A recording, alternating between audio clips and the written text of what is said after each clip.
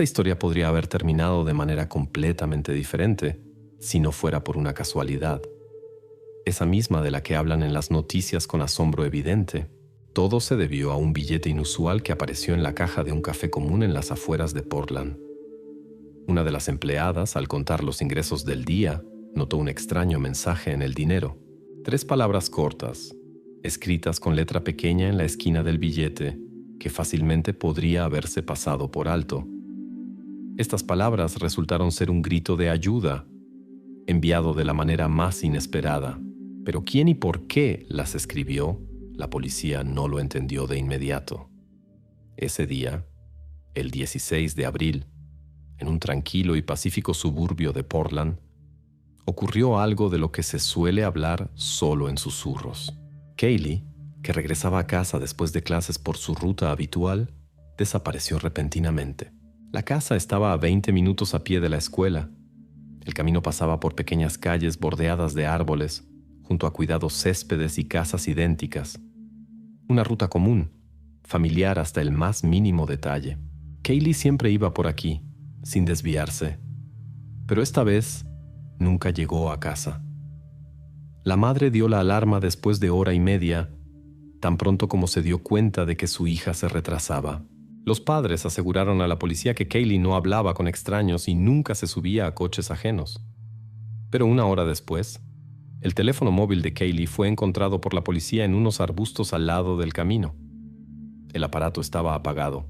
Las últimas señales de conexión mostraban que el teléfono se apagó aproximadamente a 15 minutos de casa, en la ruta habitual de Kaylee. La última persona que vio a Kaylee ese día resultó ser la vecina Judy Wilkinson. La mujer la notó alrededor de las 3 de la tarde en la intersección cerca de una pequeña tienda. Kaylee caminaba tranquilamente sola. Judy recordó que Kaylee llevaba algo en las manos, posiblemente un pequeño paquete o bolsa, pero no pudo afirmarlo con seguridad. La policía intentó reconstruir el camino posterior de Kaylee, pero resultó ser más difícil de lo que se suponía. Las búsquedas y entrevistas a los vecinos no dieron resultados. Sorprendentemente, ese día las cámaras de vigilancia en la calle principal resultaron inútiles. Después de un reciente corte de energía, aún no habían vuelto a funcionar. Esta circunstancia complicó extremadamente la búsqueda de cualquier pista. Ninguno de los residentes notó nada inusual, o simplemente prefirieron callar sobre lo que podría haber ayudado a la policía. Como siempre sucede en estos casos, la investigación rápidamente identificó a los primeros sospechosos. Uno de ellos estaba muy cerca, el padrastro de Kaylee, Richard Myers. La policía inmediatamente se puso en alerta. Fue él quien pidió ayuda más tarde que todos, y en los primeros interrogatorios mostró un extraño distanciamiento y retraimiento. Sus respuestas eran reservadas, a veces contradictorias. A los ojos de los detectives, esto parecía sospechoso. Otra figura que atrajo la atención de la policía fue un vecino recién llegado, un hombre de mediana edad llamado Gregory Nash. Se había instalado en el suburbio hace solo unos meses. Vivía solo, de manera aislada, y ya había conseguido llamar la atención de los residentes locales varias veces. Contaban que habían visto a Gregory hablar a menudo con los jóvenes locales cerca del patio de recreo, tratando de entablar conversaciones amistosas con ellos. Los policías inmediatamente tomaron nota de este nombre. Los investigadores decidieron prestar especial atención al padrastro de Kaylee. Durante el segundo interrogatorio en la comisaría, Richard se comportaba nerviosamente, evitaba la mirada directa, respondía con desgana y de manera incoherente.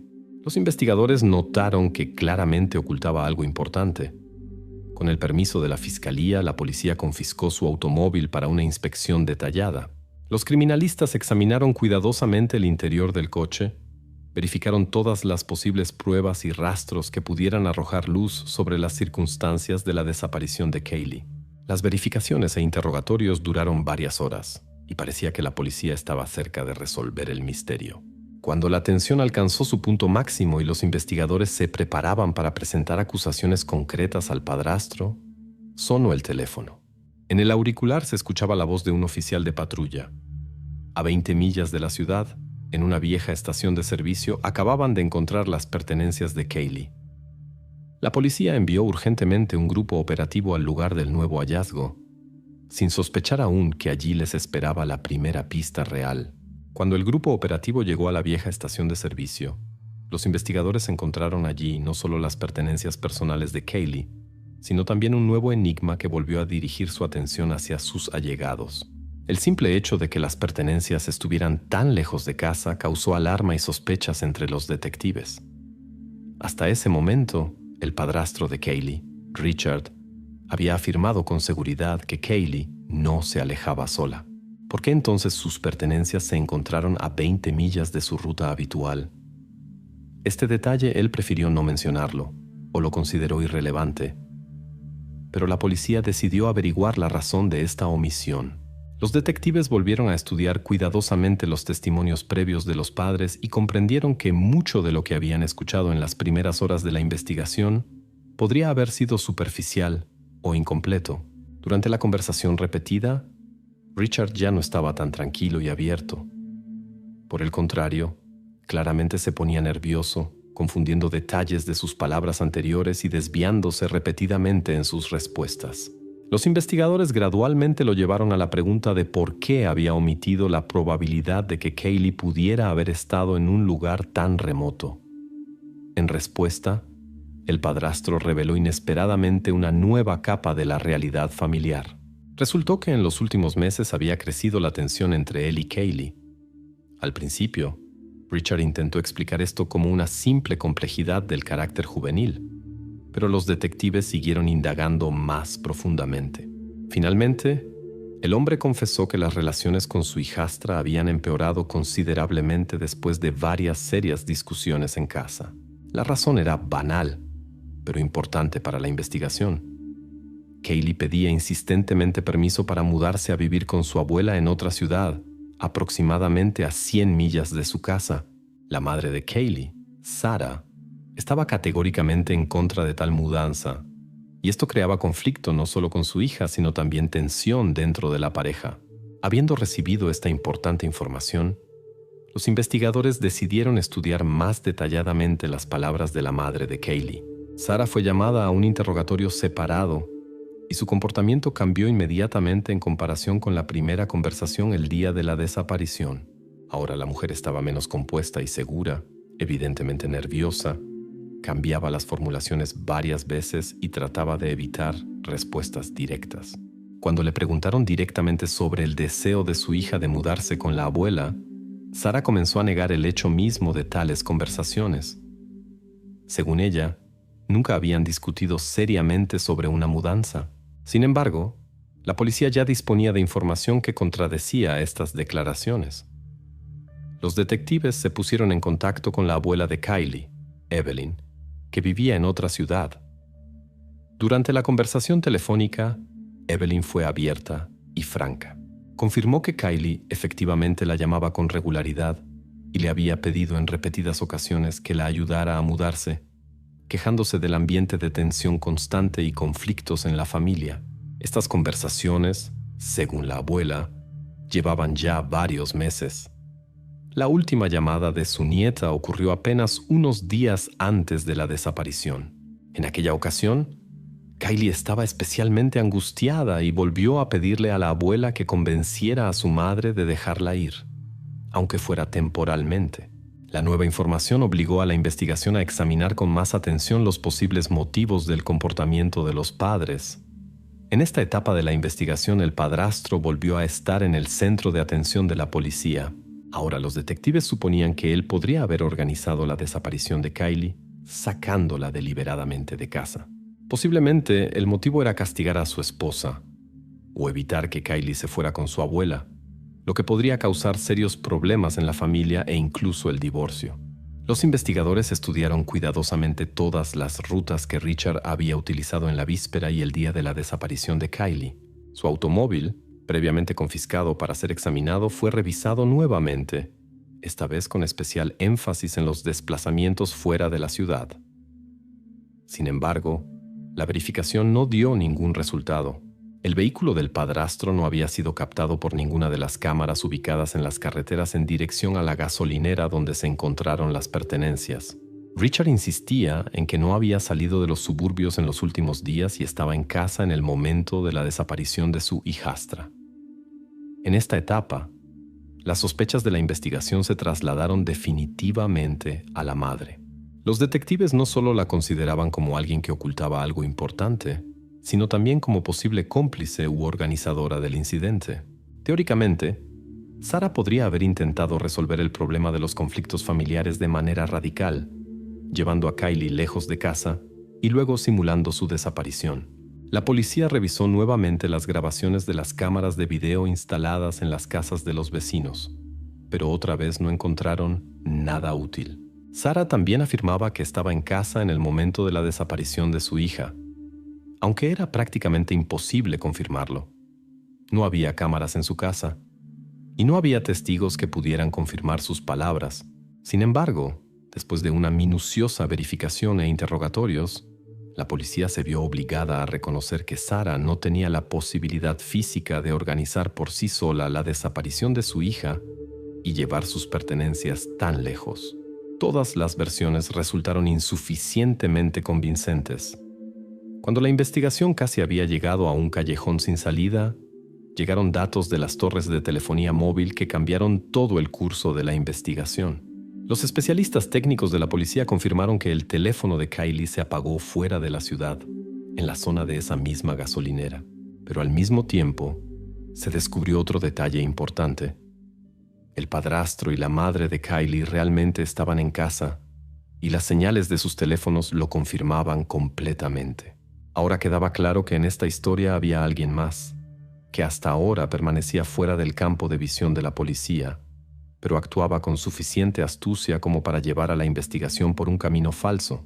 Después de que la versión familiar resultara insostenible, la investigación volvió a prestar especial atención a uno de los primeros sospechosos, el vecino recién mudado, David Marshall.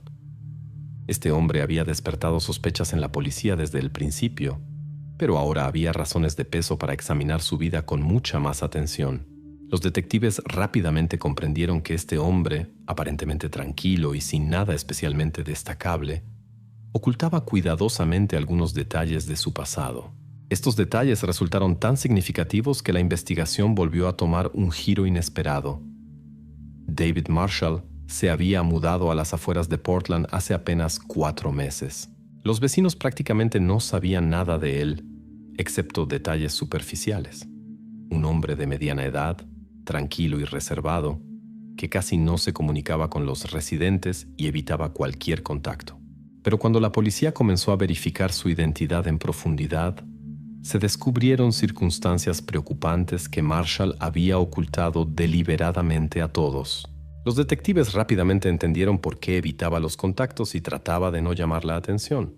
Durante la verificación en la base de datos federal, la investigación descubrió que David Marshall ya había estado involucrado en una investigación seria relacionada con un intento de situación similar con una joven varios años atrás.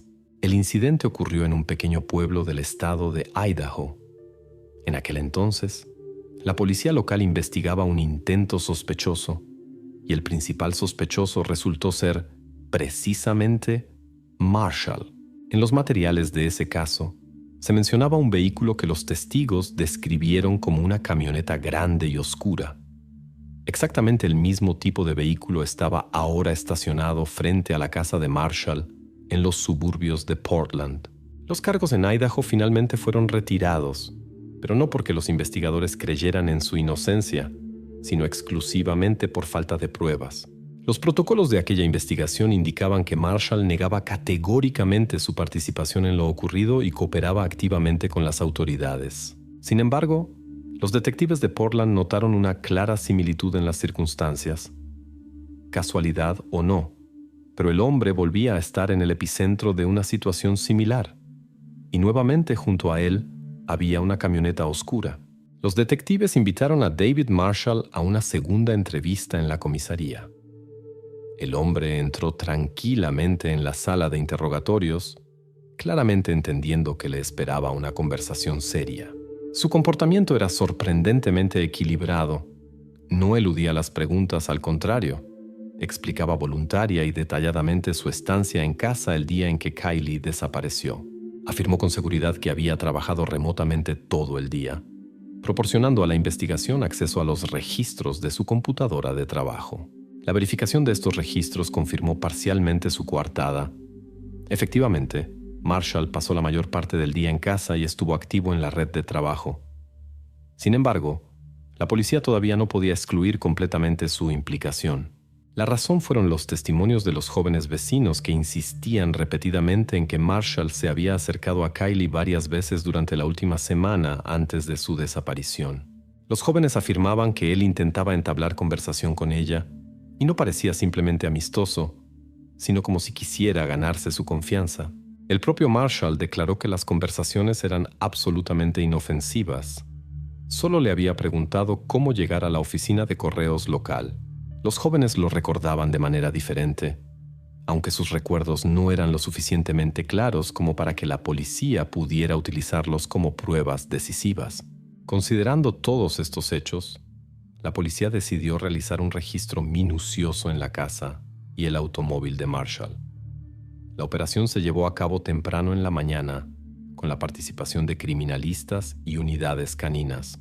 La casa del hombre resultó ascéticamente vacía y ordenada, mínimo mobiliario, sin fotografías personales ni objetos que pudieran indicar aficiones ocultas o rarezas. Los criminalistas revisaron cada habitación, cada estante y cajón. Luego examinaron su automóvil con la misma atención, prestando especial atención al maletero y al interior de la camioneta. Todo el proceso tomó varias horas, pero para sorpresa e incluso cierta decepción de la policía no se encontró ni una sola prueba o elemento sospechoso. A pesar de esto, la intuición de los investigadores les decía que no debían perder de vista a Marshall. Seguía siendo una persona potencialmente peligrosa y continuaron manteniéndolo bajo vigilancia, registrando atentamente cada uno de sus movimientos.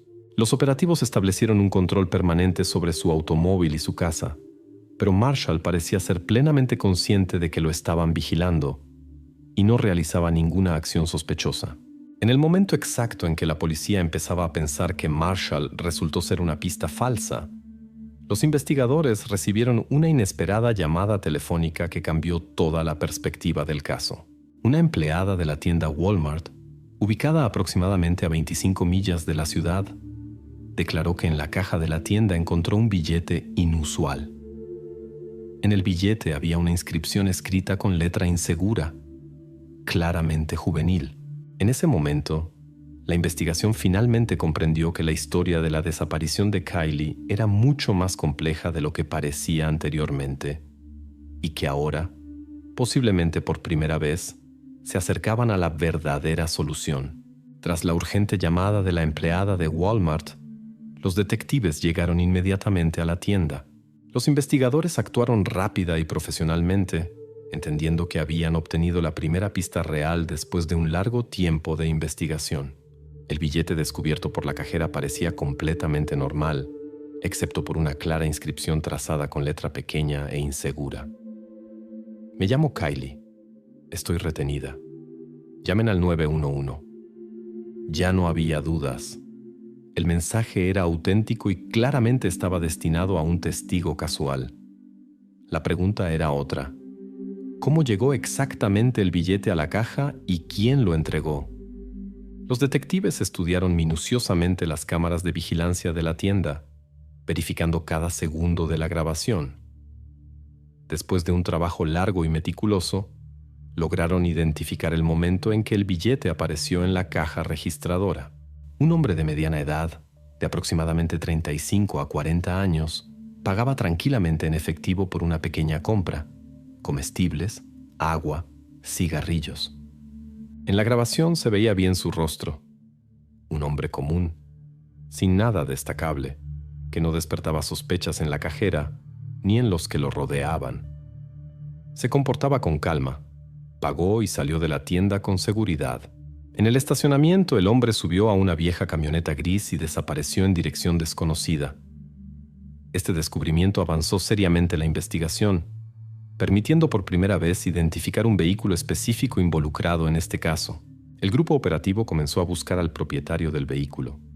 Por el número, parcialmente visible en las grabaciones de las cámaras, la policía rápidamente estableció la identidad del hombre. El dueño de la camioneta gris resultó ser Jason Taylor, 37 años, que anteriormente no había aparecido en ningún informe policial. Jason vivía en una pequeña casa semiabandonada en el borde de un bosque cerca del pueblo de Sandy, ubicado aproximadamente a 20 millas del lugar de la desaparición de Kylie. El hecho de que Taylor resultara ser una persona completamente desconocida para la familia y los residentes locales simultáneamente preocupaba y daba esperanza a la policía de que habían encontrado a la persona que habían buscado durante tanto tiempo. Los vecinos prácticamente no sabían nada de él. Jason raramente salía de casa, se comunicaba mínimamente con los demás, no tenía amigos en el área. Este estilo de vida solo intensificaba las sospechas de la policía sobre su posible implicación en el caso de Kylie. Los investigadores decidieron actuar inmediatamente y sin avisos previos. Pronto, los coches de policía rodearon la pequeña casa y los oficiales llamaron a la puerta. Jason Taylor, para sorpresa de los policías, abrió la puerta sin pánico y saludó con calma a los oficiales. Accedió voluntariamente a hablar e inmediatamente permitió que los policías entraran. Taylor respondió tranquilamente a todas las preguntas de los detectives. Confirmó que recientemente había estado en la tienda Walmart, donde pagó en efectivo. Sin embargo, negó categóricamente cualquier relación con la desaparición de Kylie. Según Jason, recibió el billete sospechoso en una gasolinera el día anterior. Taylor afirmaba que no tenía idea de que había un mensaje escrito en el dinero y que no notó nada inusual. Hablaba con calma y seguridad.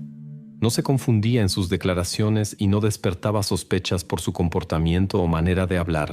Al mismo tiempo, los investigadores entendían que el responsable podría haber puesto intencionadamente este billete en circulación para desviar la investigación. Taylor era perfecto para esto. Un hombre sin conexiones evidentes con la familia o conocidos de Kylie, viviendo lo suficientemente aislado como para que las sospechas recayeran rápidamente sobre él. En este momento, los investigadores consideraron seriamente la teoría de que Jason simplemente resultó ser un peón en el juego de otra persona.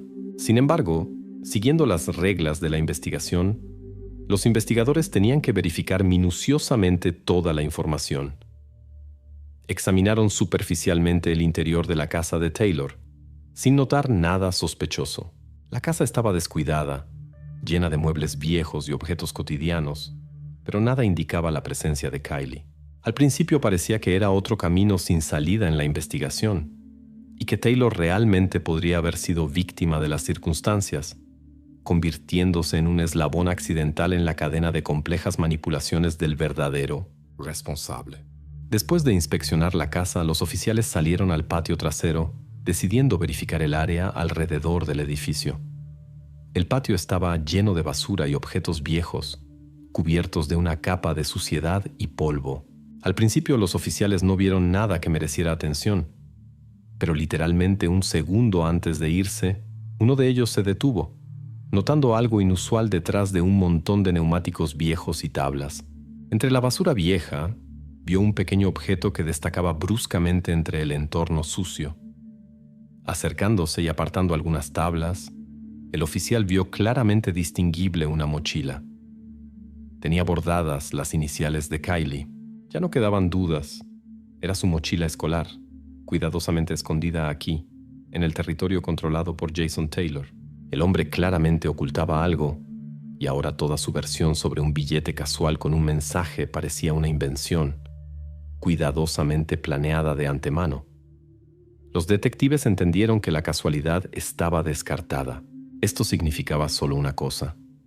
La investigación se acercaba a la clave del enigma y la historia de la desaparición de Kylie estaba mucho más cerca de su desenlace de lo que parecía hace apenas una hora. Después de que los policías descubrieran la mochila de Kylie en el patio trasero de Jason Taylor, la casa fue inmediatamente acordonada y revisada minuciosamente una vez más, ya con la participación de un grupo especial. Los investigadores actuaron metódicamente examinando las habitaciones metro a metro. Ya entendían que esta casa ocultaba el principal secreto de todo el caso. Jason no opuso resistencia ni obstaculizó el registro. Observaba en silencio lo que sucedía mientras los policías abrían cada puerta, cada armario. Revisaban el ático y el sótano. Pronto, tras una puerta cerrada en la parte trasera de la casa, se escuchaba un ruido leve, débil, pero distinguible. La puerta estaba cerrada con llave y los oficiales la forzaron sin demora. Detrás de la puerta, en una habitación pequeña y casi vacía, la policía encontró a Kylie. Estaba viva, pero extremadamente debilitada y en estado de angustia. Varios días pasados en completo aislamiento evidentemente habían afectado su estado. A pesar de esto, al ver a los oficiales pudo decir en voz baja su nombre y confirmó que fue ella quien escribió el mensaje en el billete. Los detectives sacaron cuidadosamente a Kylie al exterior, donde inmediatamente fue entregada a los médicos de la ambulancia. Jason Taylor fue arrestado en el acto y no intentó resistirse. Ya en el momento de ponerle las esposas, confesó tranquilamente: «Sí, fui yo». Los interrogatorios posteriores y la verificación de sus declaraciones permitieron reconstruir completamente el panorama de aquel día cuando Kylie desapareció. Taylor lo contó todo sin emociones, con una precisión y detalle inquietantes. Había observado previamente el área, estudiando las rutas y hábitos de Kylie y otros residentes. Jason esperaba pacientemente el momento adecuado, y este llegó bastante pronto. El día de la desaparición se acercó a Kylie, se presentó como amigo de los padres y le explicó convincentemente que su madre le había pedido que la llevara a casa. Utilizando conocimientos sobre la familia de Kylie que había obtenido previamente observando desde lejos, logró sin dificultad persuadir a Kylie para que subiera al coche. El teléfono, para excluir la posibilidad de rastreo, lo confiscó inmediatamente y lo apagó, deshaciéndose de él más tarde en unos arbustos en la carretera. Luego, Jason llevó a Kylie a su casa, encerrándola en una pequeña habitación previamente equipada para su retención. Pero precisamente en este plan tan elaborado surgió un error crítico, del que ni siquiera sospechaba. Gracias a la costumbre de Kylie de ver videos sobre investigaciones de situaciones similares, logró mantener la claridad mental incluso en una situación crítica. Cuando Taylor dejó la cartera desatendida, ella discretamente sacó un billete, escribió un mensaje y lo devolvió. Precisamente gracias a esta acción simple y prácticamente imperceptible, logró dejar una huella que posteriormente se convirtió en la clave para su liberación. Durante el interrogatorio, Jason Taylor sorprendió incluso a los detectives experimentados con su absoluta sangre fría. Describió cada detalle de lo ocurrido con calma y coherencia, sin mostrar el más mínimo signo de arrepentimiento. En su entendimiento, el plan era perfecto, y la situación se salió de control solo por una absurda casualidad. Lo que más le sorprendía no era que la policía hubiera logrado identificarlo, sino que una simple cajera notara una pequeña inscripción en el billete que nadie más podría haber visto. Solo esto, según las palabras del propio Taylor, arruinó su plan, y ahora entendía que negar lo evidente no tenía sentido. Los detectives, escuchando su confesión, se daban cuenta de cuán cerca estuvo un desenlace más grave. Comprendían claramente que si la cajera no hubiera notado la inscripción, la investigación podría haber terminado de manera completamente diferente. Esta comprensión provocaba un fuerte sentimiento de inquietud incluso en aquellos que a lo largo de su carrera habían visto muchos casos similares. Un solo pequeño detalle lo cambió todo, y gracias a él, Kylie seguía viva. El juicio contra Jason Taylor fue rápido y contundente.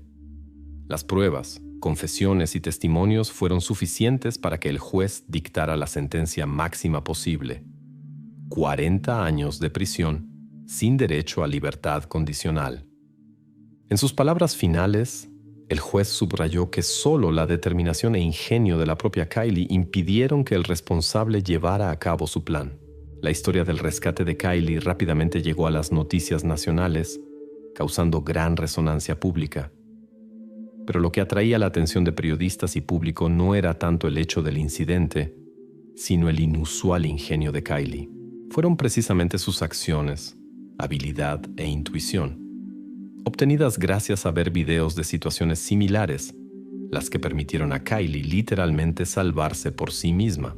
Este aspecto fue especialmente destacado en todos los reportajes, convirtiendo el caso de Kylie en uno de los ejemplos más discutidos de cuán importante es tener habilidades básicas de supervivencia y conciencia de cómo comportarse en situaciones extremas. Kylie, de vuelta en casa y recuperándose gradualmente de la experiencia, rechazaba hablar con la prensa. Simplemente volvió a su vida normal en la medida de lo posible, sin grandes palabras, sin grandilocuencia, sin conclusiones morales. Su historia se convirtió en prueba de que a veces el conocimiento y el comportamiento razonable son más importantes que cualquier otro factor. Para la investigación, este caso se convirtió en un claro recordatorio de cuán fina puede ser la línea entre el éxito y el fracaso, y cómo a veces un solo detalle puede cambiar completamente el resultado de una investigación, sin emociones, sin conclusiones inventadas, solo hechos que hablan por sí mismos y una realidad sobria pero convincente. La secuestraron y la mantuvieron durante 10 años en completo aislamiento. Todo este tiempo fue percibida y criada no como una persona, sino como un ser silencioso, privado del derecho a hablar y ser escuchada. Casi nadie sabía lo que le sucedía tras las puertas cerradas de una pequeña casa rural. Pero cuando la puerta se abrió después de 10 largos años, la verdad conmocionó incluso a los investigadores más experimentados.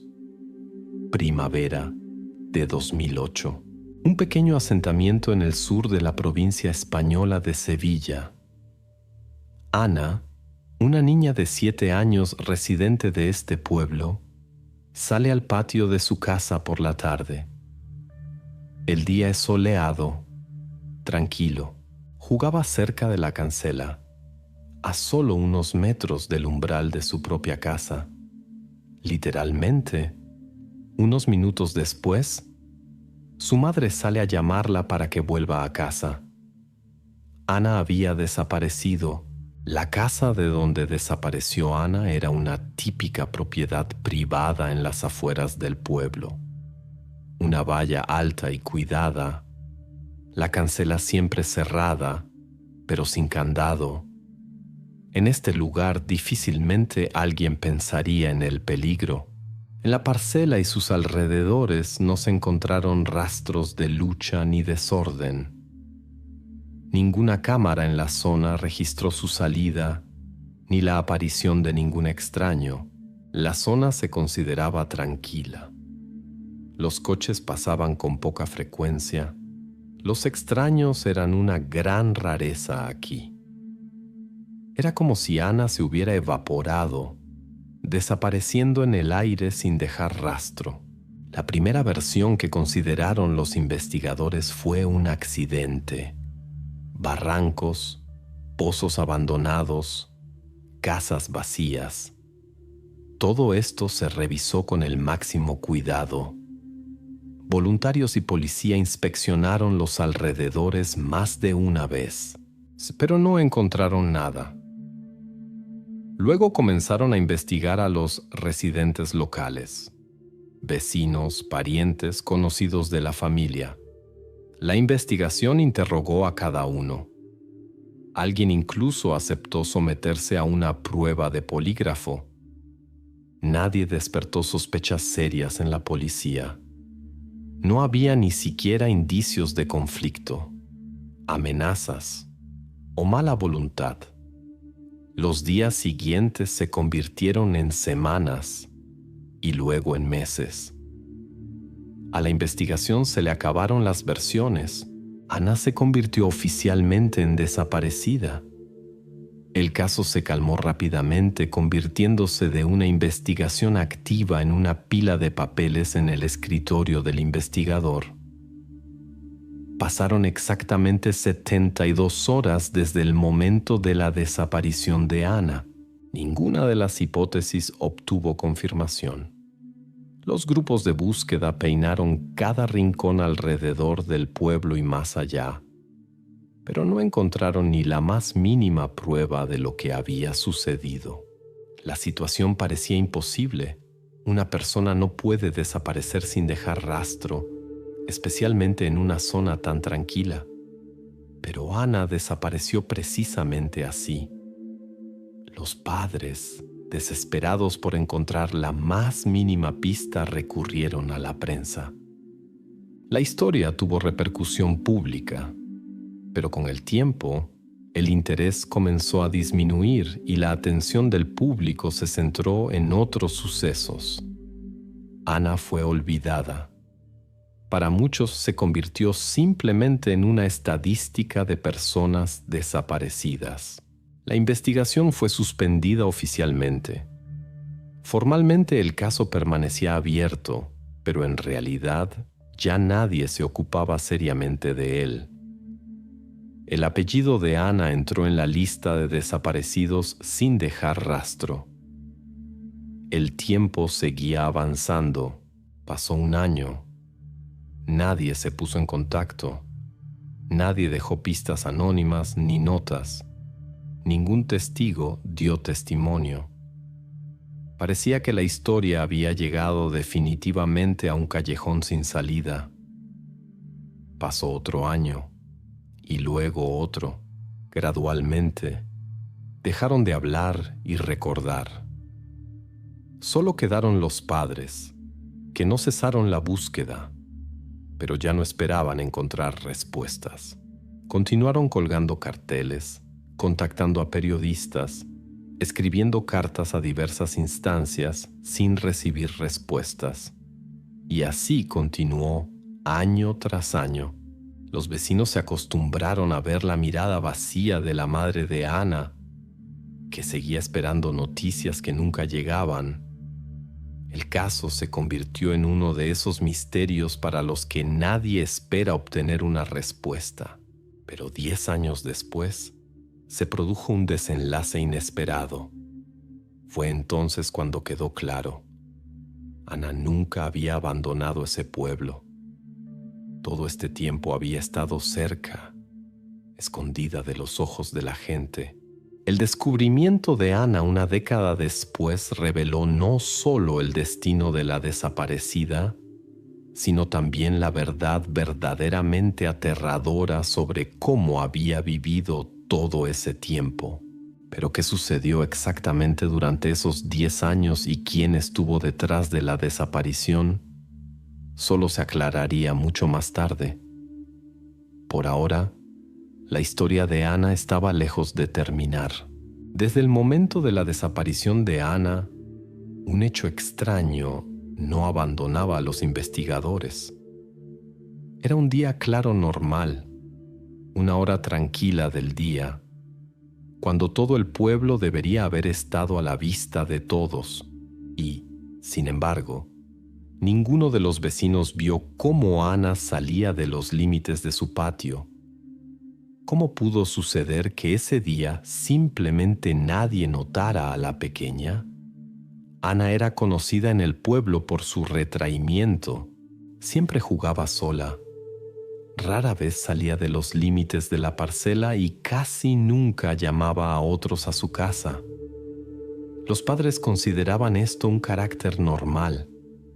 No le gustaban las compañías ruidosas.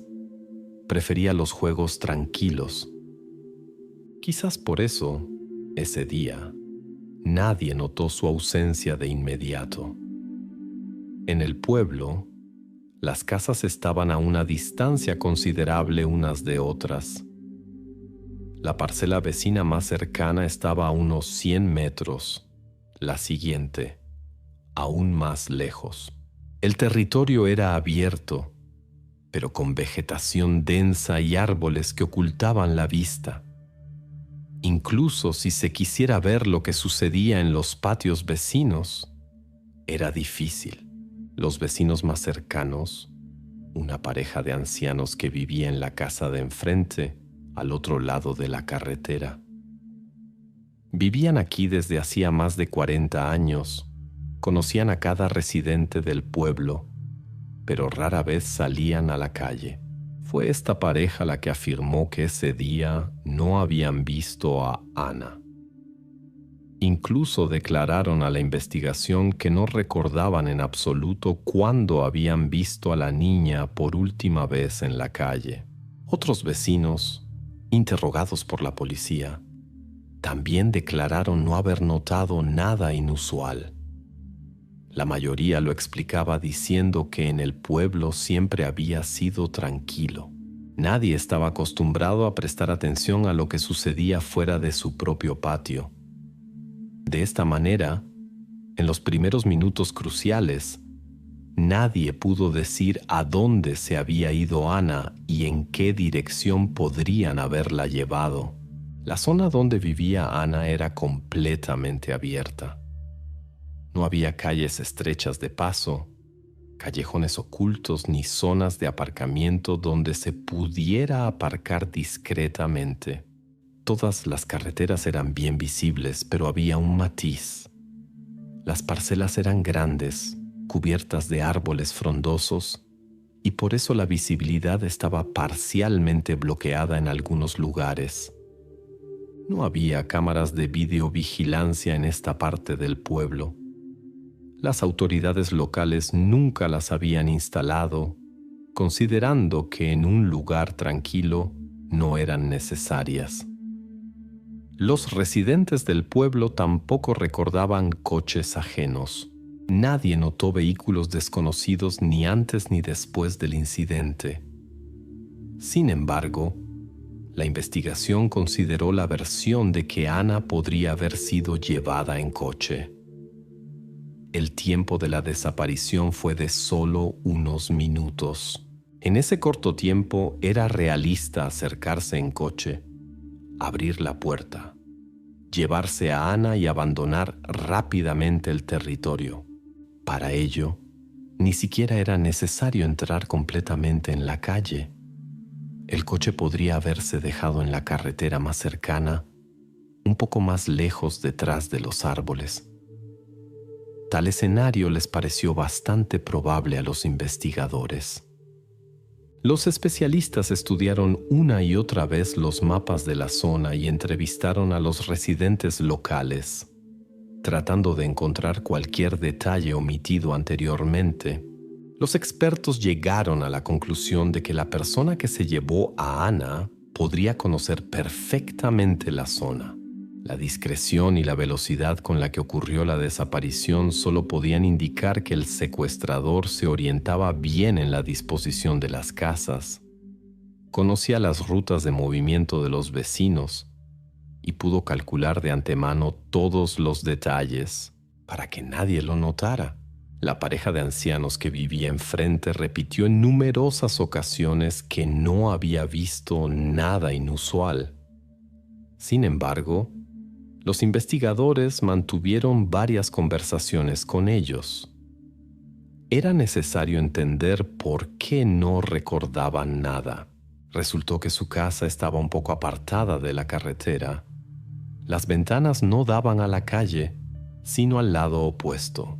Ese día, estaban ocupados con sus tareas habituales dentro de la casa y no pudieron notar ni los más mínimos detalles que podrían haberse convertido en la clave del misterio. Otros vecinos, aunque podían ver la carretera, simplemente no prestaron atención. Ana nunca atrajo las miradas de los habitantes del pueblo. Su carácter tranquilo y su comportamiento discreto fueron las condiciones ideales para que nadie prestara atención en el momento de su desaparición. La investigación no encontró nada extraño en el comportamiento de los vecinos. Nadie ocultó información. Nadie tuvo miedo de hablar sobre el incidente. Al contrario, los residentes colaboraron de buen grado, ofreciendo cualquier detalle que pudieran recordar, pero que eran muy pocos. De hecho, cada conversación con los vecinos solo confirmaba una cosa. Nadie prestó atención precisamente cuando más se necesitaba. Después de largos e infructuosos interrogatorios a los vecinos, los investigadores llegaron a una conclusión importante. La desaparición de Ana no fue una casualidad. excluyeron la opción de que pudiera haberse ido sola o haberse perdido. Se reconoció la única versión realista. La habían secuestrado deliberadamente. Sin embargo, esta versión no pudo ser confirmada ni por testigos ni por pruebas físicas. En ninguna carretera se encontraron huellas de neumáticos de un coche desconocido. Ninguno de los residentes locales vio cómo una persona desconocida subía a un coche o se llevaba a alguien. La versión seguía siendo probable, pero indemostrable. Pasado un tiempo, la policía formuló finalmente la conclusión oficial. La desaparición ocurrió con la participación de un tercero. Pero esto era solo una suposición, no respaldada por pruebas concretas. El caso volvió a estancarse, ya que sin testigos ni pruebas era imposible avanzar. Solo quedaba esperar a que apareciera alguna nueva información capaz de arrojar luz sobre el destino de la desaparecida. Y mientras los vecinos volvían a su vida habitual, olvidando gradualmente lo sucedido, la verdad se encontraba mucho más cerca de lo que cualquiera podría imaginar.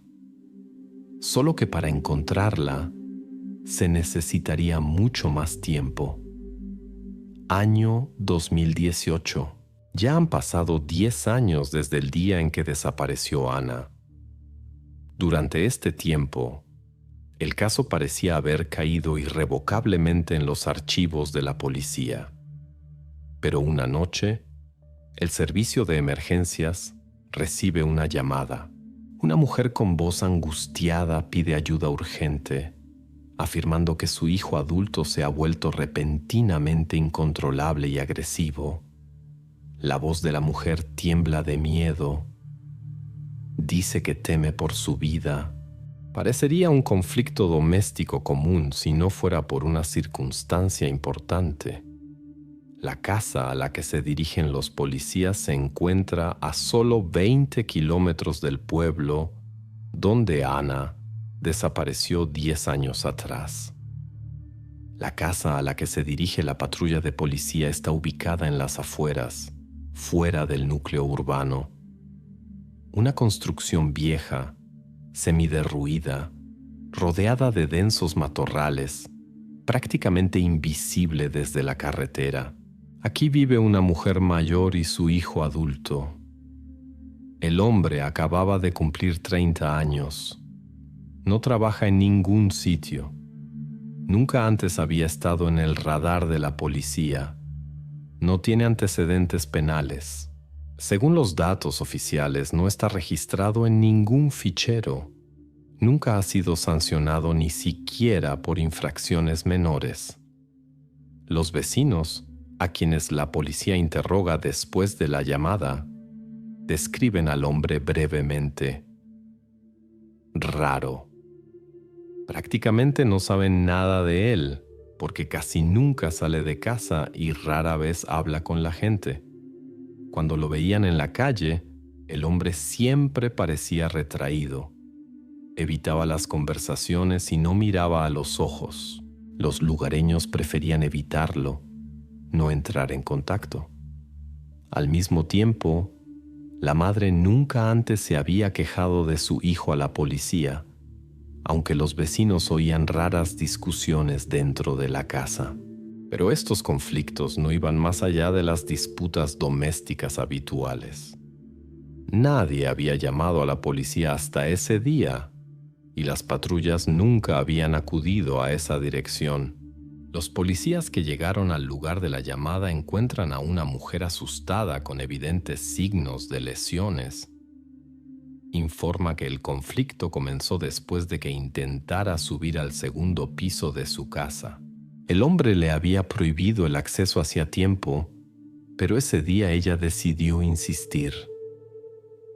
Cuando la mujer intentó subir, el hijo inesperadamente perdió el control, comenzó a gritar y luego la golpeó.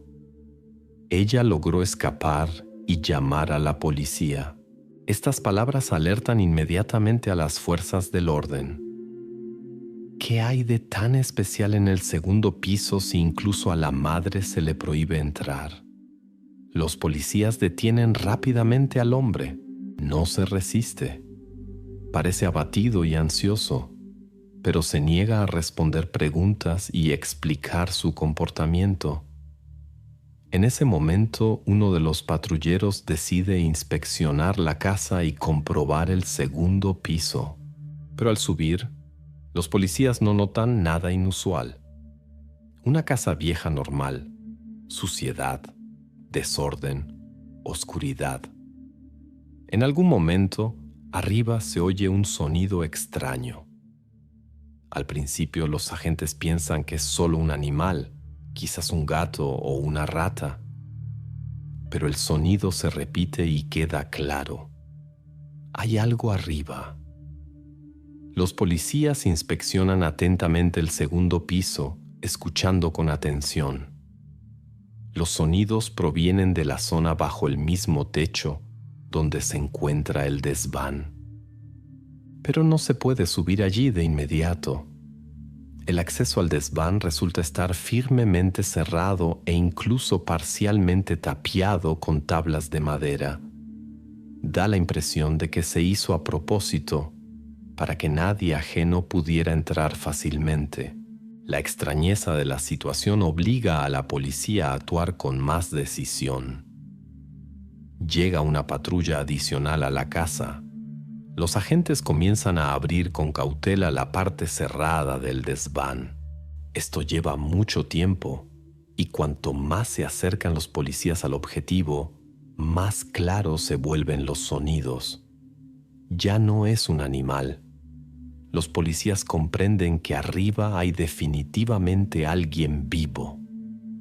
Los policías llaman a una brigada especial, preparándose para cualquier giro de los acontecimientos. El hombre, previamente detenido y metido en el coche de policía, se pone cada vez más nervioso, aunque sigue sin pronunciar palabra. Simplemente guarda silencio, observando lo que sucede a través de la ventanilla del coche. 2 horas después, los policías abren completamente la zona tapiada del desván. La estancia es pequeña, oscura, sucia, casi sin acceso de aire y luz. Cuando los agentes apuntan allí una linterna, apenas pueden creer lo que ven. En este punto, la investigación pasa a una etapa completamente nueva.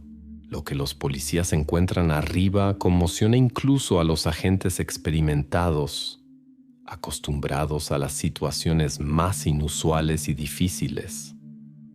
Una llamada ordinaria por una disputa doméstica se convierte en un suceso de alcance nacional. Los policías contactan urgentemente con la central.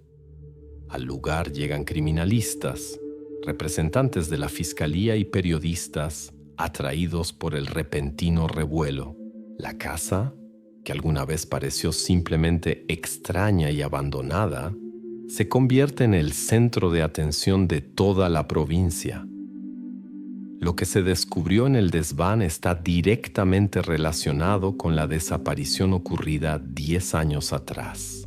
Solo entonces los investigadores comienzan a comprender por qué durante tantos años no se había encontrado ni una sola pista y por qué nadie vio cómo Ana abandonó su casa.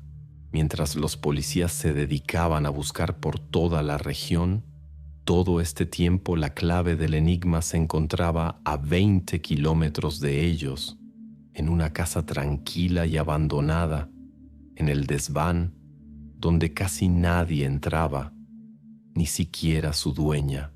La verdad resultó estar mucho más cerca de lo que cualquiera podría haber supuesto, pero desentrañarla llevaría aún mucho tiempo. Cuando los policías finalmente forzaron la entrada al desván, no encontraron lo que esperaban. Dentro, en la penumbra, entre basura y desorden, se encontraba una joven. Parecía extremadamente demacrada y asustada. Los policías notaron de inmediato que no decía ni una palabra.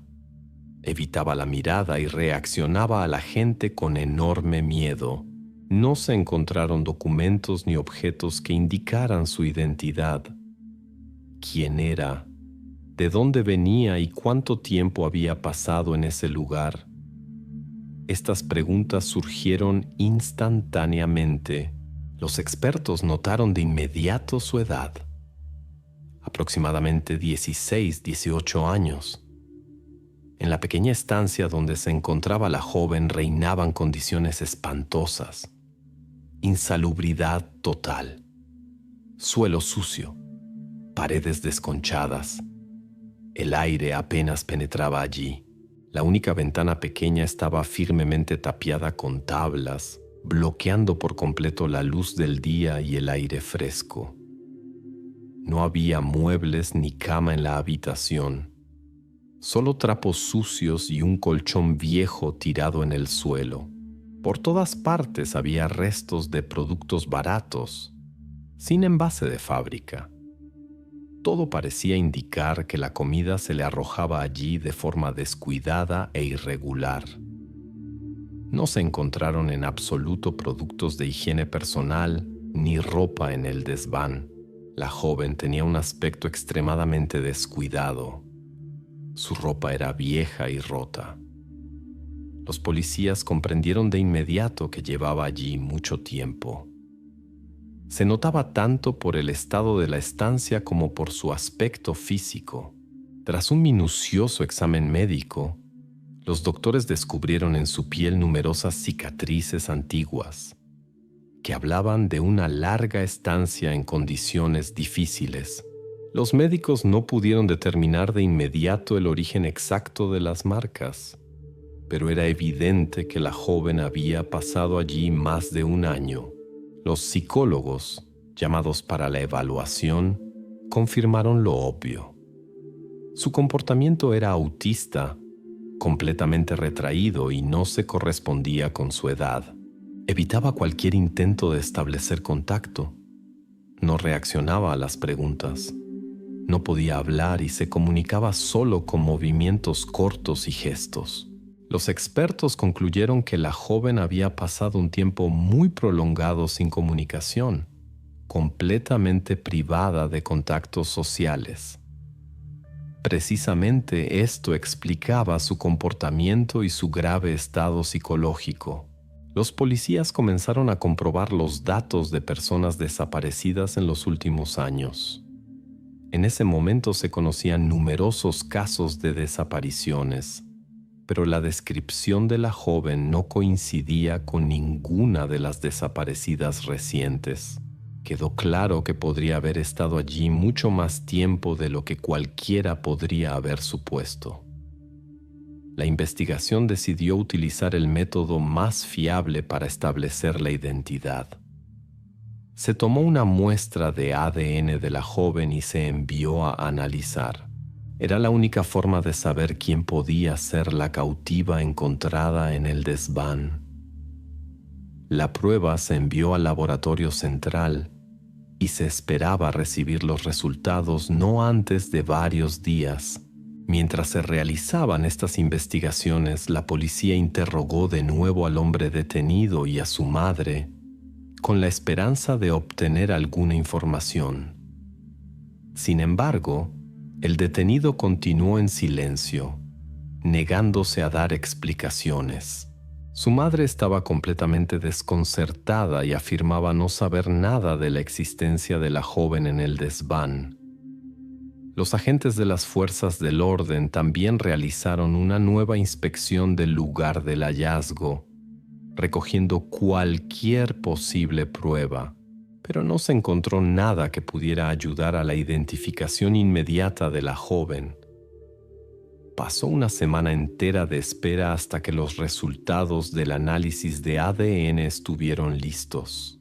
Durante este tiempo, la joven encontrada permaneció en una institución médica, bajo la constante supervisión de médicos y psicólogos. Su estado se estabilizó gradualmente, pero no se logró establecer contacto con el entorno. Finalmente a la comisaría llegó la respuesta oficial del laboratorio.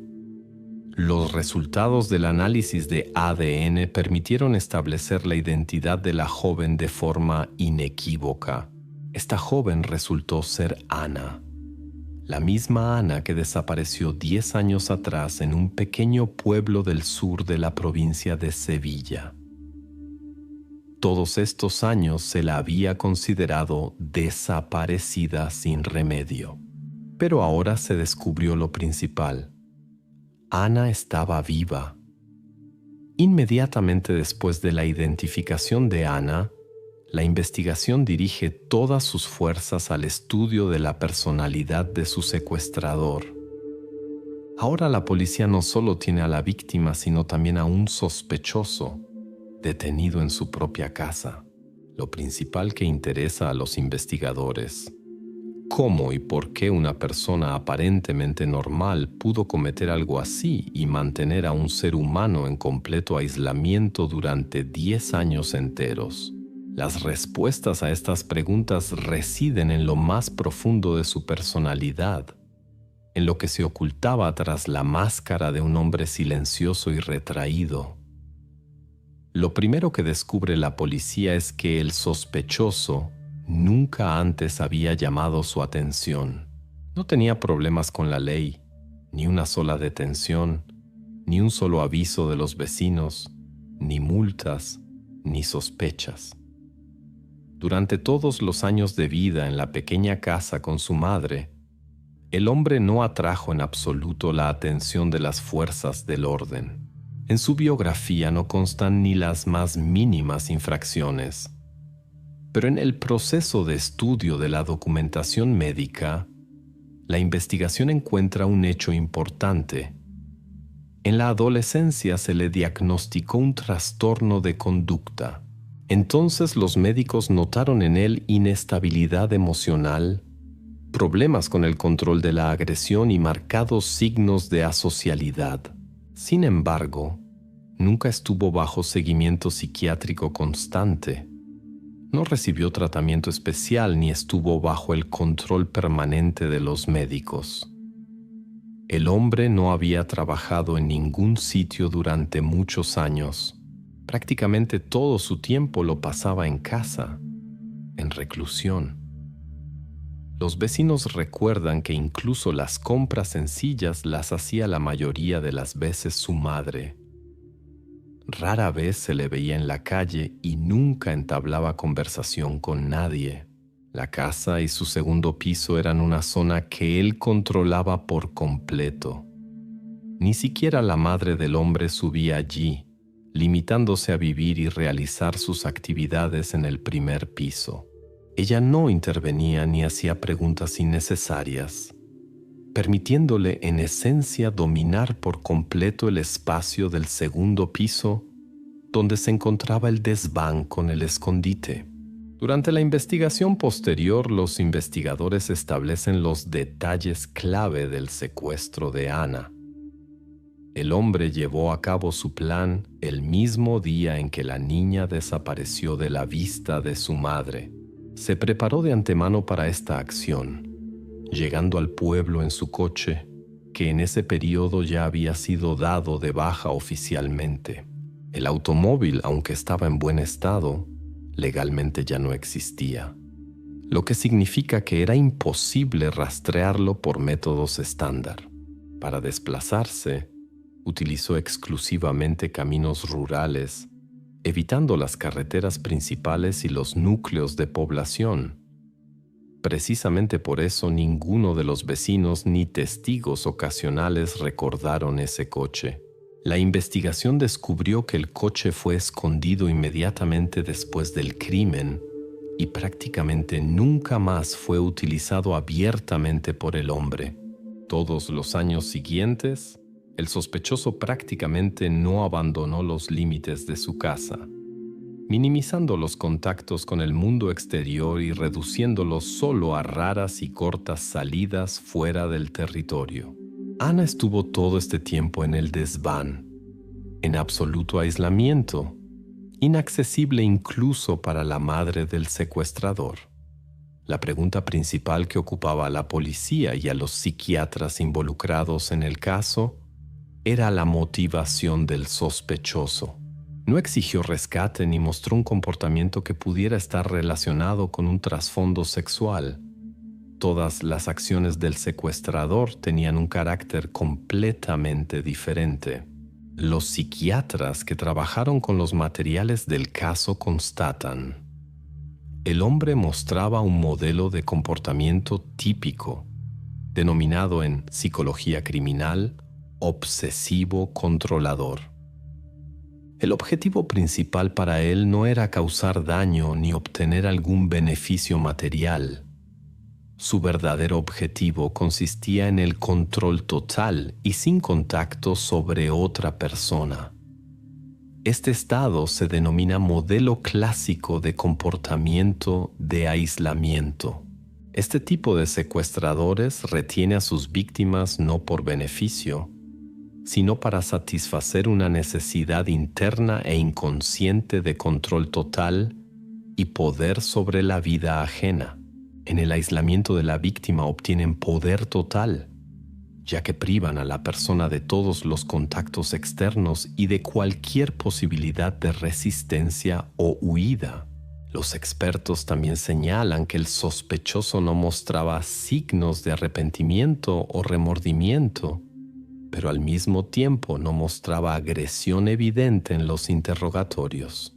Su comportamiento permanecía pasivo y distante, como si no fuera plenamente consciente de la gravedad de su crimen.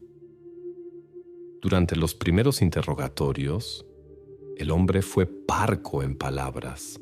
No evitaba las conversaciones con los policías, pero respondía de forma breve y evasiva. A la pregunta directa de por qué cometió el secuestro y retuvo a Ana durante tantos años, el hombre pronuncia solo una frase: no pensé que nadie la siguiera buscando. Esta breve declaración se convierte en clave para comprender el estado psicológico del secuestrador. Subraya su completo distanciamiento de las normas de la vida social y la ausencia de cualquier vínculo humano o conciencia de las emociones y sufrimientos ajenos. La investigación se prepara para pasar a la siguiente etapa: establecer el cuadro completo del crimen y de la vida del hombre antes y después del secuestro de Ana. Pero esto ya será la siguiente página de la historia, llena no solo de detalles aterradores, sino también de profundas preguntas para las que aún no se han encontrado todas las respuestas. Después de que Ana fue encontrada y se estableció su identidad, comenzó una etapa no menos compleja: su regreso a la vida normal. Médicos, psicólogos y servicios sociales se enfrentaron a una realidad que rara vez se encontraban incluso en los casos más graves. Ana pasó 10 años en completo cautiverio. Ahora, la tarea principal era comprender en qué estado se encontraba y cómo superar las consecuencias de su largo aislamiento. Los primeros exámenes médicos mostraron que el estado de Ana era extremadamente grave. Los médicos diagnosticaron oficialmente deprivación severa, es decir, la ausencia total de contacto social normal y de estímulos para el desarrollo durante un largo periodo. Tales casos son raros, por lo que los especialistas se prepararon para un proceso de recuperación largo y difícil. Su habla estaba al nivel de una persona de 5 o 6 años, a pesar de que su edad biológica ya se acercaba a la mayoría de edad. Ana apenas entendía las preguntas que se le dirigían. No podía responder de forma coherente, limitándose solo a sonidos sueltos o gestos. Los reflejos de Ana estaban muy debilitados. El organismo reaccionaba lentamente. Los movimientos eran rígidos e inseguros. Los psicólogos señalaron que incluso acciones cotidianas simples, como coger un objeto con la mano, abrir una puerta o ponerse ropa, le causaban serias dificultades. Esto significaba que durante todo el tiempo de su aislamiento no había tenido que utilizar las habilidades cotidianas más simples. La adaptación social de Ana era completamente inexistente.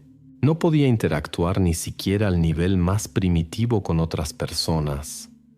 No entendía las señales sociales ni las reglas elementales de comportamiento en sociedad. Ana evitaba el contacto visual y casi siempre se encontraba en un estado ansioso o deprimido.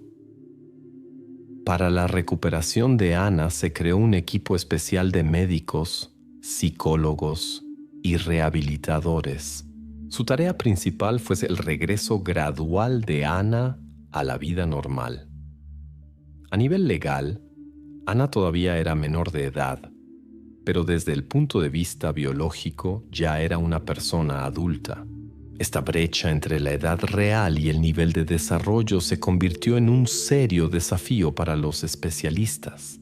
Psicólogos y médicos llegaron a una conclusión unánime. Ana debía volver a aprender a vivir, empezando por las cosas más básicas, como si hubiera nacido por segunda vez. Tenía que dominar las habilidades más simples de comunicación, comportamiento en sociedad y autocuidado elemental. El equipo de rehabilitadores trabajaba con ella a diario, introduciéndola gradualmente en nuevas condiciones. Paralelamente, se desarrollaba el proceso legal de restauración de su identidad.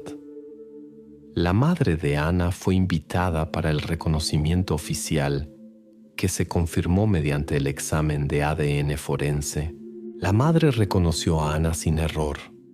A pesar de los 10 años de separación y el aspecto radicalmente cambiado de su hija, este se convirtió en un momento clave en la confirmación legal de su identidad y el comienzo de su regreso a la familia, aunque los psicólogos recomendaron hacerlo con la máxima cautela y gradualmente. Los médicos y psicólogos que seguían el estado de Ana señalaron que sus primeros éxitos no se manifestaron de inmediato. Sin embargo, la terapia diaria comenzó a dar frutos. 3 meses después de ser descubierta, Ana pronunció por primera vez palabras con sentido.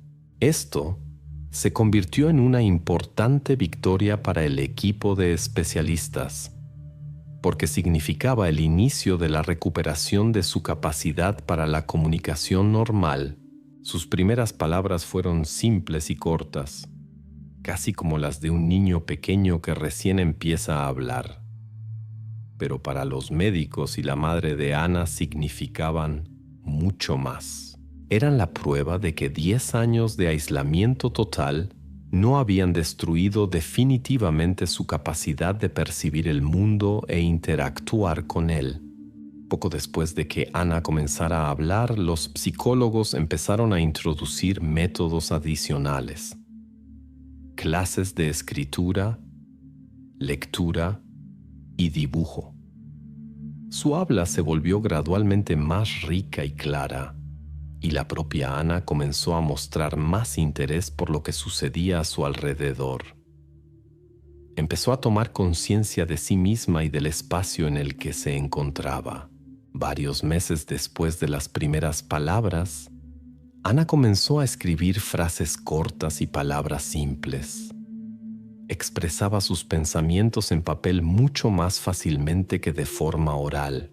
Esta fue una etapa importante, ya que a través del lenguaje escrito los psicólogos lograron obtener los primeros testimonios coherentes sobre lo que le sucedió en aislamiento. Algún tiempo después de que Ana comenzara a escribir, pudo expresar recuerdos más complejos. Gradualmente, paso a paso, comenzó a relatar eventos concretos de su pasado. El primer y más importante recuerdo que Ana pudo describir claramente fue el día en que la sacaron de su casa natal. Recordó detalladamente el lugar donde paseaba antes de la desaparición y cómo un hombre desconocido la metió en un coche. Este recuerdo confirmó la versión de la investigación de que el secuestrador se la llevó rápida y discretamente.